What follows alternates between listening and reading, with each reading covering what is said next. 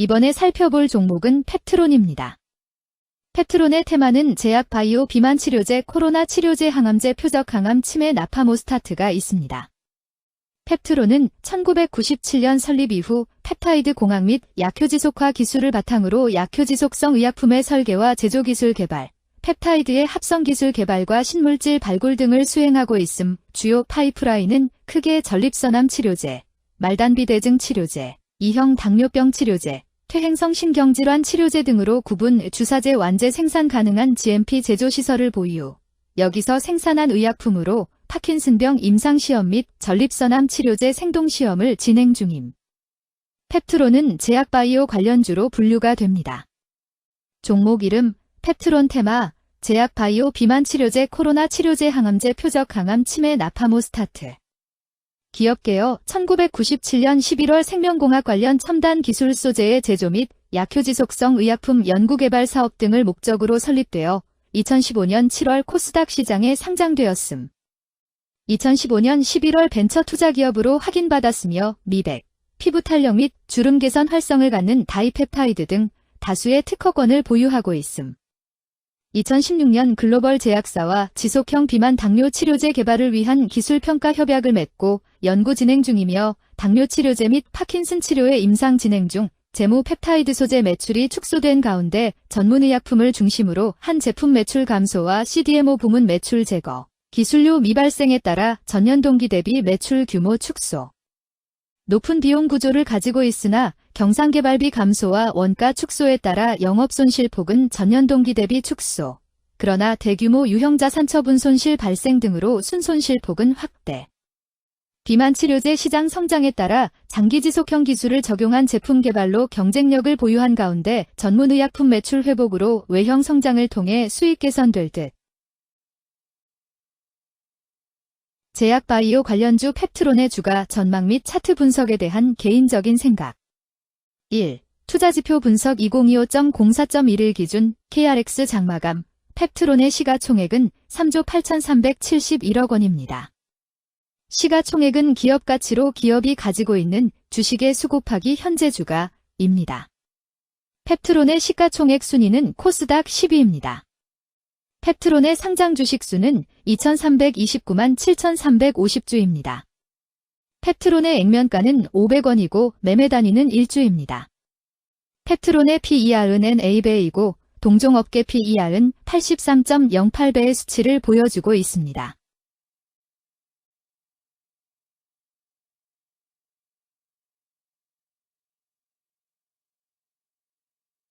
작년 말의 연간 실적을 보면 PER은 96.75배, EPS, 주당 순이익은 1,052원, BPS는 6,533원, PBR은 15.58배입니다.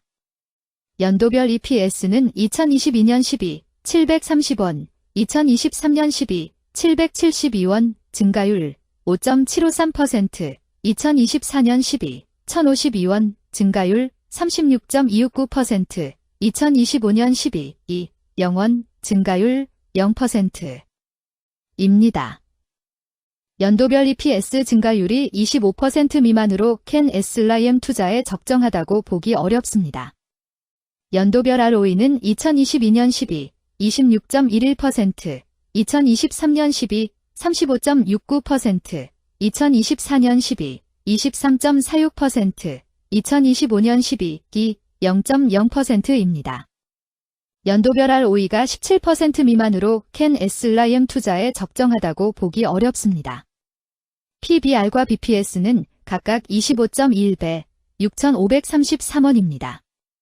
최근 영업이익 수치는 152억 원, 159억 원, 165억 원입니다. 최근 당기순이익 수치는 151억 원, 159억 원, 220억 원입니다. 펩트론의 재물을 보면 최근 3년간 영업이익과 당기순이익을 올리지 못하고 있는 것으로 나타났습니다.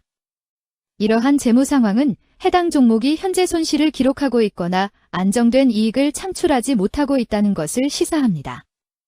이는 상장 폐지 가능성이 있음을 나타내므로 투자자들은 이러한 리스크를 고려하여 투자 결정을 내리는 것이 중요합니다.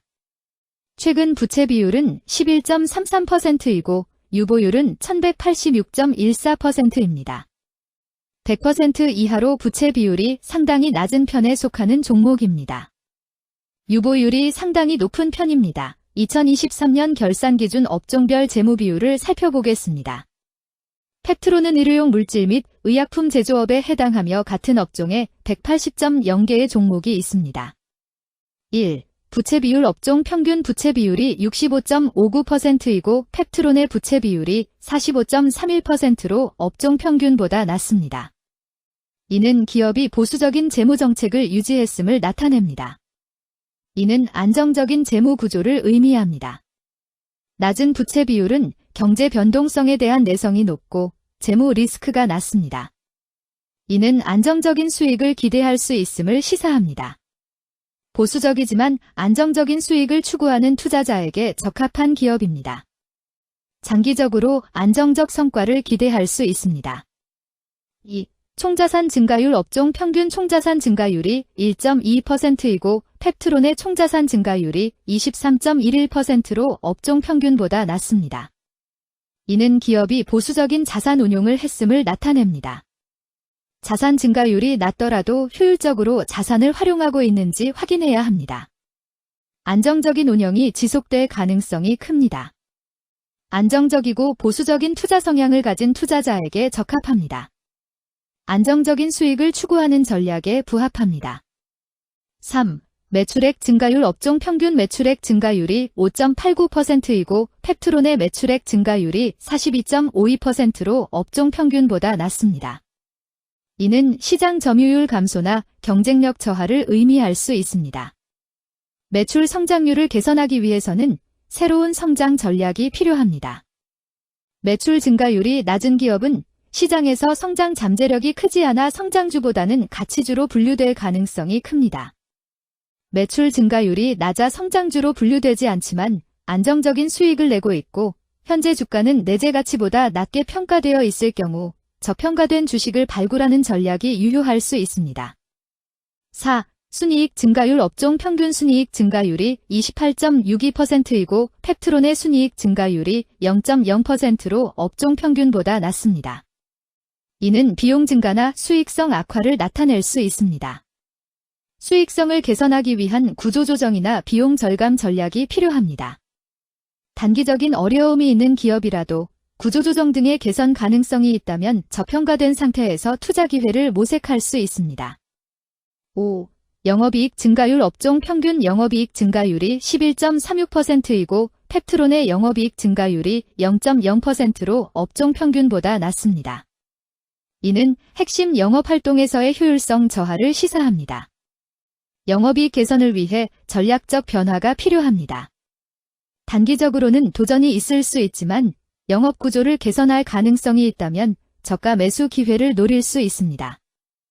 6. 총자본 순이익률 업종 평균 총자본 순이익률이 5.3%이고 팩트론의 총자본 순이익률이 26.37%로 업종 평균보다 낮습니다.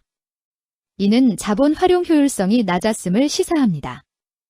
자본 효율성을 높이기 위한 자산 재구성, 비핵심 자산 매각 등이 필요합니다. 자본 효율성 개선 가능성이 있는 기업에 투자하면 중장기적으로 수익성을 개선할 수 있습니다. 7. 자기자본 비율 업종 평균 자기자본 비율이 65.9%이고 팩트론의 자기자본 비율이 68.82%로 업종 평균보다 높습니다. 이는 부채보다는 자기자본에 의존했음을 나타냅니다. 재무 구조가 안정적이며 경제적 변동성에 대한 내성이 강합니다. 안정적이고 낮은 리스크를 선호하는 투자자에게 적합합니다. 장기적으로 안정적인 수익을 기대할 수 있습니다.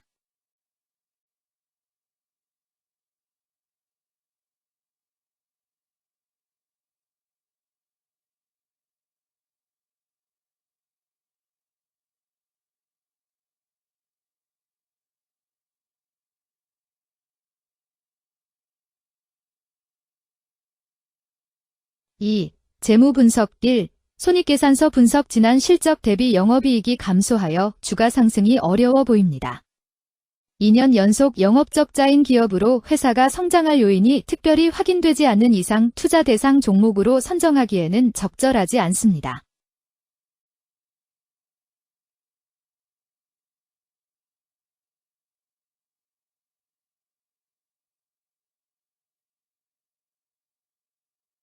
2. 재무상태표 분석 현금성 자산이 매출액 대비 5,357.96%로 적정하지 아니한 것으로 보입니다.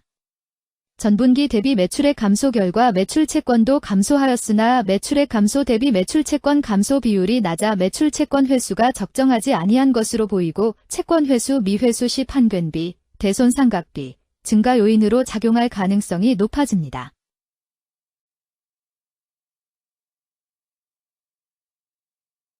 3. 현금 흐름표 분석 영업활동 현금 흐름, 투자 현금 흐름, 재무 현금 흐름으로 보아 영업활동으로 현금을 생성하는 상황임에도 불구하고 재무활동을 통해 차입이나 증자로 자금을 조달하여 대규모 투자를 실행하는 경우에 해당합니다. 이는 공격적인 경영을 추구하는 기업으로 해석됩니다. 미래에 대한 확신이 높은 성장성 있는 기업을 나타낼 수 있습니다.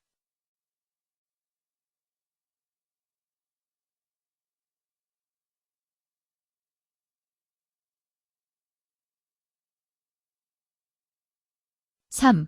차트 분석 펩트론의 2025.04.1일 기준 KRX 장마감, 현재 주가는 16만 4,700원이며 이는 전일 종가인 12만 6,700원보다 3만 8천원 상승한 결과를 보여주고 있습니다. 최근 5일 종가들의 평균은 12만 4,980원입니다. 현재 주식의 종가가 최근 5일간의 평균 종가를 상회하고 있기 때문에 단기적으로 상승 추세가 나타날 가능성이 있다고 판단할 수 있습니다. 펩트론의 종가는 16만 4,700원이며 펩트론의 현재 주가는 20일 이동 평균선 및 볼린저 밴드 중심선보다 위에 위치하고 있습니다. 이는 최근의 주가 움직임이 상승세에 있음을 시사하며 주가가 통상적인 평균 수준보다 높은 수준에 있음을 나타냅니다. 펩트론의 종가는 16만 4,700원이며 펩트론의 현재 주가는 장기적인 흐름을 나타내는 지표 중 하나인 241 이동 평균선 위에 위치하고 있습니다. 이는 과거 240일 동안의 평균 주가를 나타내는 이동 평균선을 기준으로 주가가 위에 위치하고 있음을 의미합니다. 이러한 상황은 장기적인 관점에서 주가가 상승 추세에 있을 수 있다는 긍정적인 신호로 해석될 수 있습니다. 120일, 240일, 480일 이동 평균선이 정배열을 이루고 있어 장기적으로 주식이 안정적인 상승 추세를 나타낼 가능성이 있다는 신호로 해석될 수 있습니다. 오늘 종가와 20일 이동평균선 사이의 이격도가 175%이므로 약세장이 아닌 경우 20일 이동평균선과의 이격도 상에서는 매도 신호로 볼 수 있습니다. RSI가 84.27%로 과매수 상태임을 뜻하고 가격 조정 또는 반전의 가능성이 높은 신호입니다. 금일 제약바이오 비만치료제 코로나 치료제 항암제 표적 항암 치매 나파모스타트는 거래량 180만 1975주가 거래되었으며 거래대금 27만 6,197백만 원이 움직였습니다. 금일의 거래에서는 각 거래원이 얼마만큼의 주식을 거래했는지에 대한 정보를 살펴보려 합니다. 이를 통해 시장 참여자들 간의 거래 활동과 주식 시장의 동향을 파악할 수 있습니다. 금일 매도 상위 거래원은 각각 한국투자증권에서 33만 3,410주, 키움증권에서 22만 7,643주, 미래에셋증권에서 18만 2,000주, NH투자증권에서 15만 7,554주, 신한투자증권에서 13만 8,488주를 매도하였습니다. 금일 매수 상위 거래원은 각각 한국투자증권에서 30만 4,514주, 키움증권에서 25만 9,547주, 미래에셋증권에서 15만 9,089주, 신한투자증권에서 12만 6,611주, NH투자증권에서 10만 7,134주를 매수하였습니다. 최근 5일간 외국인 보유 비율 8.43%은 19,179주만큼 순매수를 하였으며 기관은 11만 1,132주만큼 순매수하는 양상을 보이고 있습니다. 여기까지 펩트론에 대한 개인적인 의견이었습니다. 투자 결정에 있어서는 개인이 사용하는 전략과 방법에 따라 결과가 다를 수 있습니다. 안전하게 투자하고 수익을 올리기 위해서는 자신에게 적합한 방법을 선택하고 신중한 분석이 필요합니다. 투자에는 항상 리스크가 따르므로 조심하시기 바랍니다. 저의 의견은 참고 용도로만 이해해 주시기를 부탁드립니다. 주식 투자에 관한 모든 결정은 투자자 개인의 판단과 책임에 따라 이루어져야 합니다. 제가 제시한 정보나 의견은 투자에 대한 일반적인 정보일 뿐이며 개별 투자 상황에 따라 달라질 수 있습니다. 어떠한 투자에 대한 책임도 지지 않음을 알려드립니다. 제약 바이오 관련주 펩트론 주가 전망 및 차트 분석.